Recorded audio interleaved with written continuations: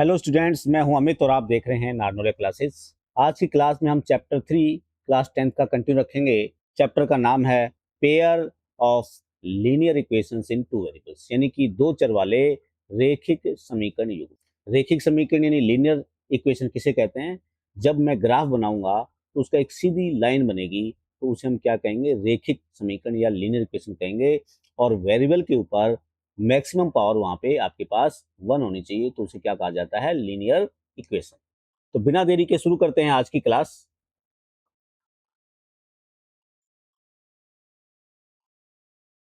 जिन लोगों ने मेरा पार्ट 1 नहीं देखा है, प्लीज पहले पार्ट 1 देखें, उसके बाद इस वीडियो को देखें ताकि आपको अच्छे से समझ में आए। तो देखिए, स्टैंडर्ड फॉर्म क्या होती है किसी लीनियर इक्वेशन की? इन टू वेरिएबल्स, दो चरों में अगर रेखिक समीकरण लिखना है तो उसका स्टैंडर्ड फॉर्मेट होता है A X plus B Y plus C equal to 0। यहाँ पे ए बी और सी हमारे पास क्या है? कांस्टेंट है। ए बी सी क्या है? कांस्टेंट्स है, यानी कि यहाँ पे न्यूमेरिकल वैल्यूज मिलेंगी आपको। और एक्स वाई ये क्या है? आपके पास वेरिएबल्स हैं। अगर दो इक्वेशन रहें तो हम उनमें क्या करते हैं? A one B one C one को यूज करेंगे और दूसरी इक्वेशन में A two B two C two को यूज करेंगे। लास्ट क्लास में हमने सीखा था कि अगर दो लीनियर इक्वेशन आ जाएं और हमें बताना पड़े कि वो इक्वेशन जो है विदाउट सॉल्विंग हम उनको कैसे ये पता लगाएं कि वो दोनों के जब मैं ग्राफ बनाऊंगा तो किस तरह के बनेंगे। तो मुझे रेशियो निकालना पड़ेगा, मुझे वैल्यू निकालनी पड़ेगी। A one by A two की मैं वैल्यू निकालूंगा, A one by A two की वैल्यू निकालूंगा, B one by B two की वैल्यू निकालूंगा। अगर वो बराबर नहीं आई तो वो लाइन कैसी होंगी? इंटरसेक्टिंग होंगी, एक दूसरे को काटेंगी और एक यूनिक सॉल्यूशन हमें मिलेगा। अगर A one by A two और B one by B two की वैल्यू इक्वल आ जा रही है लेकिन सी वन और सी टू के इक्वल नहीं है, तो कैसी लाइन रहेंगी? पैरेलल लाइन रहेंगी और हमें कोई सॉल्यूशन नहीं मिलेगा। अगर तीनों ही बराबर आ जाए, ratio A one by A two, B one by B two और C one by C two, तो ऐसी लाइन को क्या कहेंगे हम? कोइंसिडेंट लाइन कहेंगे, यानी संपाती रेखाएं कहेंगे, यानी लाइन जो है वो दूसरी लाइन पे चिपक जाएगी। इस सिचुएशन में आपके पास इनफाइनाइट सॉल्यूशन मिलते हैं। ये सब हम लास्ट क्लास में पढ़ चुके हैं, जस्ट क्विक रिवीजन करवा रहा हूं ताकि आपको याद आ जाए। देखिए, दो टाइप के सिस्टम होते हैं, एक होता है कंसिस्टेंट सिस्टम और एक होता है इनकंसिस्टेंट सिस्टम, यानी कि संगत और असंगत।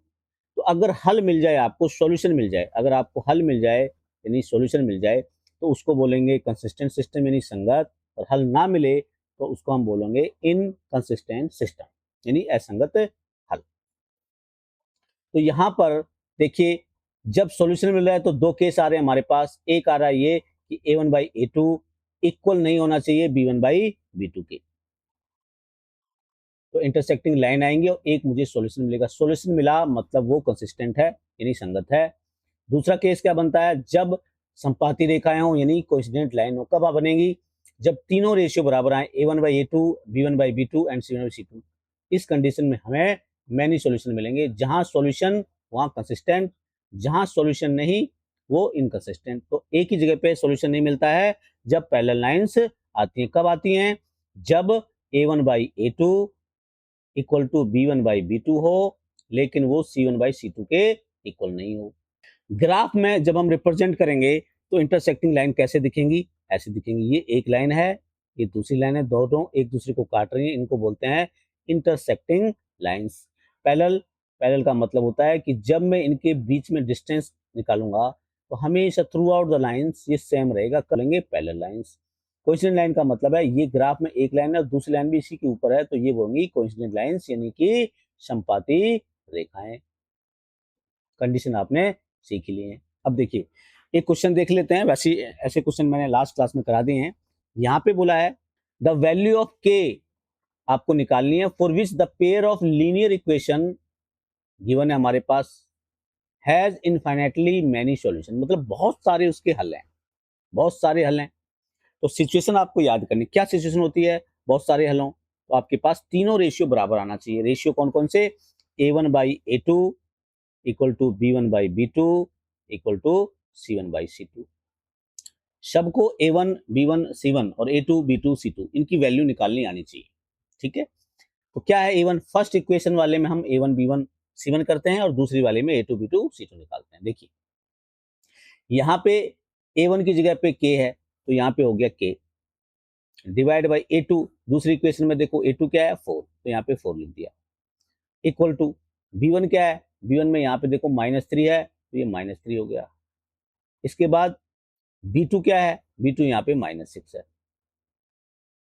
अब मुझे एमसीक्यू दिया हुआ है, तो जब इतना भी आप कर देंगे तो आपका काम बन जाए, क्योंकि आपको सिर्फ के का सॉल्यूशन निकालना है, तो तीसरे की जरूरत नहीं है। अगर आप कर देंगे तो भी ठीक है, यहाँ पे निकाल लेंगे, अदरवाइज एक ही से आपका आंसर आ जाएगा। देखिए अगर मैं इसको भी करता हूँ तो C1 की वैल्यू 5 है और इसकी 10 है। अगर मैं इसको इधर लेके आऊंगा लेफ्ट साइड में तो माइनस हो जाएगी, और ये माइनस सेम साइन है, तो यहाँ पे मुझे साइन की तरफ ध्यान नहीं देना है। अगर मैं इधर लाके आता हूँ तो ये माइनस का हो जाता है, ये 10 को लाता हूँ तो माइनस का हो जाता है, तो मेरा क्या रहेगा -5 -10, तभी माइनस माइनस कट जाएगा। तो राइट साइड में इक्वल साइन है, तो मुझे साइन की कोई टेंशन नहीं है। तो मेरे पास आया 5/10। तो यहाँ जब मैं इसको सॉल्व करूंगा तो मेरे को क्या करना है, या तो k/4 को इसके बराबर कर दूंगा या मैं k/4 को इसके बराबर कर दूंगा। तो देखिए जब मैं इसके बराबर करता हूँ k/4 इक्वल टू -3/6, माइनस का 6, ये माइनस माइनस कैंसिल आउट, 3 1 जा 3, 3 2 जा 6, तो ये हो गया k/4 इक्वल टू 1/2। फिर मैं क्रॉस मल्टीप्लाई करूंगा तो ये हो जाएगा 2k इक्वल टू 4 और k इक्वल टू 4/2, तो k की वैल्यू कितनी आ गई 2। हमारा आंसर क्या होगा 2। अगर किसी ने इन दोनों को लिया है तब भी वही बात है। देखिए k/4 इक्वल टू 5/10, तो 5 1 जा 5, 5 2 जा 10, तो ये सेम सिमिलर आया सिचुएशन। यहाँ पे भी k की वैल्यू क्या हो जाएगी 2 हो जाएगी, तो इसका आंसर क्या आएगा 2। ये बहुत इंपॉर्टेंट क्वेश्चन है, ऐसा क्वेश्चन हर साल आता है। अब आज की क्लास में हम क्या पढ़ने वाले हैं, आज की क्लास में हम मेथड पढ़ेंगे सॉल्यूशन के, क्या क्या मेथड होते हैं। देखिए 3 विधियों से हम सॉल्यूशन निकालते हैं, यानी कि x और y की वैल्यू जो है हम 3 मेथड से निकालते हैं। पहला मेथड क्या है, ग्राफ विधि। दूसरा क्या है, प्रतिस्थापन विधि यानी कि सब्स्टिट्यूशन मेथड। और थर्ड क्या है, विलोपन यानी एलिमिनेशन मेथड। इनको वन बाई वन चेक करेंगे। आज का टॉपिक हमारा ग्राफ पे रहेगा, तो हम ग्राफ मेथड से सीखेंगे कि जो आपके पास इक्वेशंस हैं उनमें जो चर यूज हुए हैं, वेरिएबल यूज हुए हैं, उनकी वैल्यू कैसे निकालते हैं, इसलिए उनको बोलते हैं हम सॉल्यूशन। तो वो उसके सॉल्यूशन होते हैं। सॉल्यूशन का मतलब है कि जो मेरे पास वेरिएबल इक्वेशन मिलेंगी उनमें वो वेरिएबल की वैल्यू क्या रखूं ताकि वो इक्वेशन बोथ साइड से इक्वल हमें नजर आए। देखिए ग्राफ विधि में क्या होता है, जैसे एक एग्जांपल लेते हैं। ये पहला क्वेश्चन है एक्सरसाइज 3.1 का। क्या क्वेश्चन है, देखिए यहाँ बोला, दोनों मीडियम में लिखा हुआ है, हिंदी वाले हिंदी में देख लें, अंग्रेजी वाले अंग्रेजी में देख लें, ठीक है। 10 यहाँ पे क्या लिखा है, form the pair of linear equation. पहले तो आपको लीनियर इक्वेशन बनानी है, उसके बाद क्या करना है, फाइंड देयर सॉल्यूशन ग्राफिकली, और ग्राफ से बताना है कि उसका सॉल्यूशन क्या आएगा, ठीक है। तो यहाँ दो बात सीखेंगे, एक तो इक्वेशन बनाना सीखेंगे और फिर ग्राफ की मदद से कैसे सोल्व किया जाता है ये चीजें सीखेंगे। तो पहले देखिए इक्वेशन बनाते हैं। इस सवाल को मैंने यहाँ कॉपी कर लिया है। देखिए क्या है ये, 10 स्टूडेंट्स ऑफ क्लास 10th, 10वीं कक्षा के कितने बच्चे हैं, 10 बच्चे हैं, took part in mathematics quiz. Mathematics quiz में उन्होंने पार्टिसिपेट किया है। टोटल बच्चे कितने हैं 10। उसमें से if the number of girls is 4 more than the number of boys, यानी गर्ल्स में है और बॉयज हैं, और गर्ल्स कितनी है 4 जो हैं, जो 4 ज्यादा हैं बॉयज से, 4 ज्यादा हैं बॉयज से। तो आपको इक्वेशन बनानी है। तो जब मुझे 2 वेरिएबल में लीनियर इक्वेशन बनानी होती है तो एक को x मानना है, दूसरे को y मानना है। तो यहाँ पे दो चीजें, एक तो गर्ल्स हैं और एक बॉयज है। तो गर्ल्स को मैं मानूंगा x, तो let girls be x and y be y। यहाँ पे लिख देना नंबर ऑफ गर्ल्स, ठीक है, नंबर ऑफ बॉयज। अब आपको क्या बोला, टोटल है 10, तो एक इक्वेशन बनी x plus Y equal to 10। तो ये दो वेरिएबल में एक लीनियर इक्वेशन बन गई। उसके बाद देखिए क्या बोला, number of girls is 4 more than the number of boys. तो एक बात याद रखिए, जब मोर आए लेस आए तो आपको सबसे पहले ये पता कर लेना ज्यादा कौन है। तो ज्यादा कौन है, गर्ल्स है, गर्ल्स ज्यादा है, लिखा हुआ है गर्ल्स इज 4 मोर, किससे ज्यादा है, बॉयज से ज्यादा है।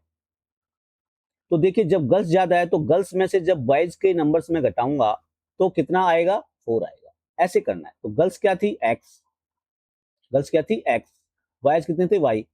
तो गर्ल्स 4 ज्यादा हैं, इसका मतलब दोनों का डिफरेंस करूंगा तो कितना आएगा 4। तो ये इक्वेशन नंबर 2 होगी। तो ऐसे मैंने इक्वेशन फॉर्म कर दी। अब क्या करना है मुझे, अब मुझे ग्राफ की मदद से सॉल्व करना है। तो ग्राफ की मदद से सॉल्व करने के लिए इंडिविजुअल इक्वेशन को मुझे सॉल्व करना है पहले। तो पहले इक्वेशन को देखिए, लिखा है x plus Y equal to 10। तो मैं एक टेबल तैयार करूंगा जिसमें कम से कम मुझे 3 वैल्यूज लिखनी है। तो यहां लिखा मैंने x, यहां लिखा मैंने y, और 3 वैल्यूज मुझे निकालनी है कम से कम ग्राफ बनाने के लिए। तो देखिए इसको क्या करेंगे हम, या तो x की टर्म में लिख लेंगे इक्वेशन को, या y की टर्म में। तो मैंने क्या किया, x को यहाँ रख लिया लेफ्ट में इक्वल टू 10, और ये y को राइट साइड में लाया। तो मतलब x की वैल्यू निकालने के लिए मुझे 10 में से y की वैल्यू निकालनी है। तो अब मैं y की वैल्यू रखता रहूंगा और x की आती रहेगी। देखिए अगर मैंने y की यहाँ पे वैल्यू कोशिश करना कि x और y की थोड़ी लिमिटेड वैल्यू है, छोटी वैल्यूज आए, यानी कि 6 या 7 तक वैल्यू आए तो ठीक रहेगा। ग्राफ ज्यादा बड़ी आएंगी तो फिर ग्राफ में आपको उस हिसाब से नंबरिंग करनी पड़ेगी। तो वैल्यू कोशिश करना कि 6 से 8 के बीच में वैल्यू आ जाए, मतलब 1 to 8 के बीच में वैल्यूज आ जाए। तो देखिए कैसे आएंगी, अगर मैं y की वैल्यू 1 रखता हूँ यहाँ पे 1, तो 10 में से 1 माइनस करेंगे तो 8 9 आएगा। तो 2 रखूंगा तो 8 आएगा, 3 रखूंगा तो 7 आएगा, 4 रखूंगा तो 6 आएगा। यहाँ पे y की वैल्यू पुट करते रहना है। तो जब मैंने ये देखा कि वैल्यू आ रही है तो मैं y की वैल्यू छोटी छोटी ले लेता हूँ। तो सबसे पहले मैंने क्या ले लिया कि मान लीजिए मैंने y की वैल्यू ले ली 4, यहाँ पे 4 ले ली, तो यहाँ पे कितना हो गया 6, ठीक है। फिर मैं 5 ले लूंगा y की वैल्यू, तो यहाँ से यहाँ 5 रखूंगा तो 10 में से 5 माइनस होगा तो कितनी आ जाएगी 5। इसके बाद देखो मैं रखूंगा यहाँ पे 6, y की वैल्यू रखूंगा 6, यहाँ 6 रखूंगा तो आ जाएगी 4। तो ये मेरे आंसर होगा। और छोटे भी ले सकते हैं, ठीक है। आप यहाँ पे आपके पास ऑप्शन है, आप अपनी चॉइस की कोई भी नंबर ले सकते हैं। तो देखो क्या बोला, x plus Y equal to 10। देखो 6 4 10, 5 5 10, 4 6 10। तो ये मतलब हमने नंबर्स जो लिखे हैं वो करेक्ट लिखे हैं, इस इक्वेशन को वो सेटिस्फाई कर रहे हैं। तो एक इक्वेशन के ये हमारे पास हमने सॉल्यूशन निकाला। ऐसे बहुत सॉल्यूशन होंगे, मुझे 3 ढूंढ लेना है। इसके बाद दूसरी इक्वेशन पे ऐसे ही काम करेंगे, यहाँ भी टेबल तैयार करेंगे। टेबल तैयार करी x एंड y। यहाँ देखो डिफरेंस 4 आना चाहिए, तो पहले x को इधर रख लो, ये 4 प्लस वाई, यानी कि x की वैल्यू y पे डिपेंड करेगी। y का मान पता चले तो x का पता चलेगा। अगर मैं y की जगह 1 रख दूं तो x की जगह 4 प्लस 1 कितना हो गया 5। अगर मैं यहाँ पे 2 रख दूं तो कितना हो जाएगा 4 प्लस 2 6। 3 रख दूं तो 7 हो जाएगा। अगर आपको लग रहा है वैल्यू बड़ी है तो आप माइनस में रख सकते हैं। अगर मैं मान लो माइनस में 1 रख दूं तो 4 माइनस 1 इक्वल टू 3। तो ये मैंने इंडिपेंडेंटली इंडिविजुअल इक्वेशंस के सॉल्यूशन मैंने निकाले। ऐसे कई सॉल्यूशन हो सकते हैं, आपको कोई भी 3 सॉल्यूशन निकाल लेना है। इसके बाद हमें क्या करना है, ग्राफ पे जाना है। तो देखिए ग्राफ में गए, ये हमारा ग्राफ है।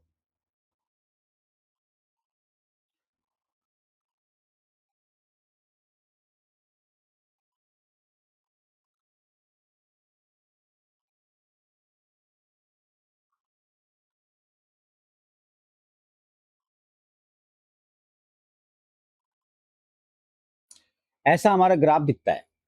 तो अब मुझे पहले क्या करना है, सबसे पहले इस ग्राफ को मुझे 2 भागों में बांट लेना है। तो स्केल की मदद से हम लाइन ड्रा करेंगे। तो देखिए यहाँ पे है 1 2 3 4 5 6 7 8 9 10 11 12 13 14 15 16 17। मैंने यहाँ पे 17 लाइन का एक ग्राफ मैंने यहाँ पे लिया है। आपके ग्राफ में हो सकता है कि ये टोटल लाइन 15 आए या 16 आए, तो लगभग हाफ में आपको इसको डिवाइड कर देना है। तो डिवाइड कैसे करेंगे, देखिए देखिए पहले मुझे क्या करना है, इसको डिवाइड करना है 2 पार्ट्स में।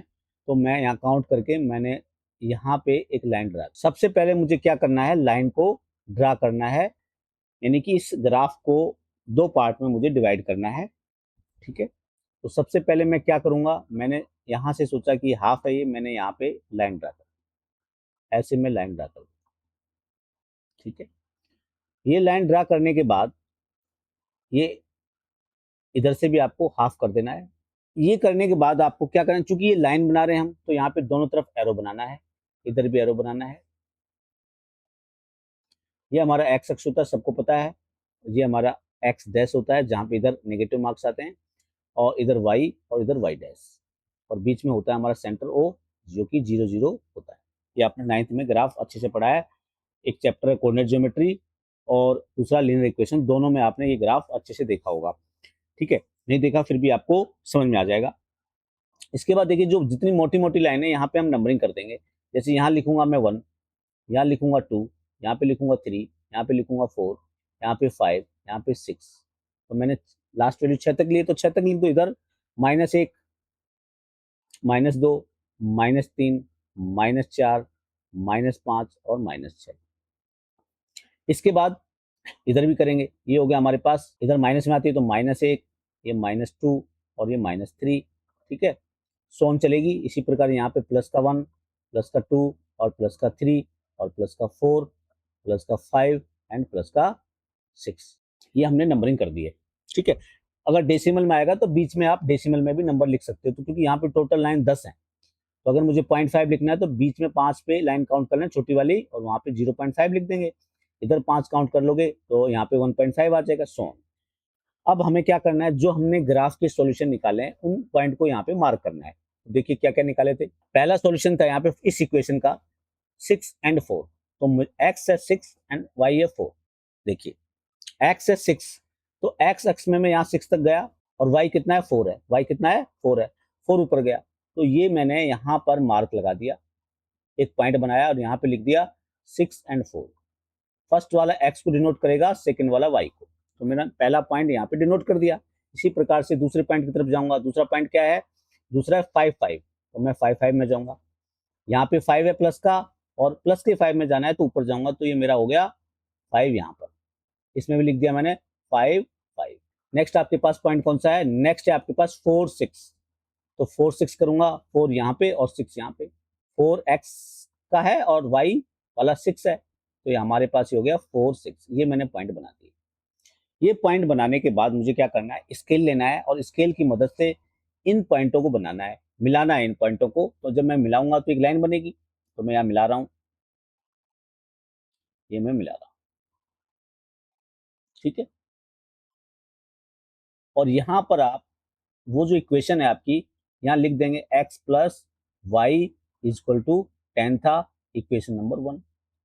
इसी प्रकार लाइन हम दूसरे वाले इक्वेशन की भी बनाएंगे। तो दूसरे वाला देखिए क्या क्या है उसमें वैल्यूज, वैल्यू है 5 1 5 1, तो 5 1 पॉइंट को डिनोट कराते हैं। 5 है x का और 1 भी है y का, तो हमारे पास 5x यहाँ तक गए और y में 1 यहाँ आया, तो ये हो गया 5 1। नेक्स्ट देखिए, नेक्स्ट क्या है, नेक्स्ट है 6 2 6 2, ये 6 है और ये हमारा 2 है, ये वाला 2, तो यहाँ लिख दिया 6 2।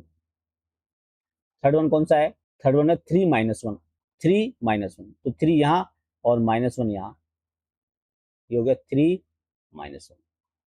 इसमें भी स्केल की मदद से लाइन हम बनाएंगे, तो मैं पॉइंट्स मिला रहा हूँ और आगे तक बढ़ा देना है, इसको ऐसे बढ़ा दिया, और इधर भी आप इक्वेशन लिख देंगे, यहाँ पे लिख दो।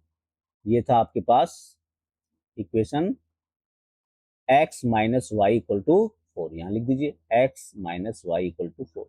अब जिस पॉइंट पे ये काट रहे हैं उसके कोऑर्डिनेट देखिए, इधर जाएंगे तो यहाँ देखो, यहाँ पे क्या है 7 है, क्या है 7, x वाला पार्ट क्या है 7, y वाला पार्ट क्या है 3 7 3, ये वाला x का पार्ट है, ये वाला y का पार्ट।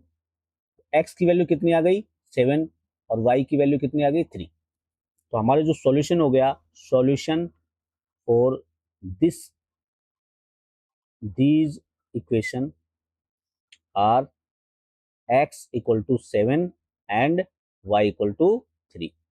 देखिए अब आप जब इनको ऐड करते हैं तो 10 आ रहे हैं, और जो ये x थी गर्ल्स, तो गर्ल्स कितनी ज्यादा हैं, 4 ज्यादा है। ठीक है, तो नंबर ऑफ गर्ल्स हमारे पास क्या हो गई, number of girls 7 and number of boys कितने हो गए 3। तो ऐसे हम ग्राफ की मदद से सॉल्यूशन निकालते हैं।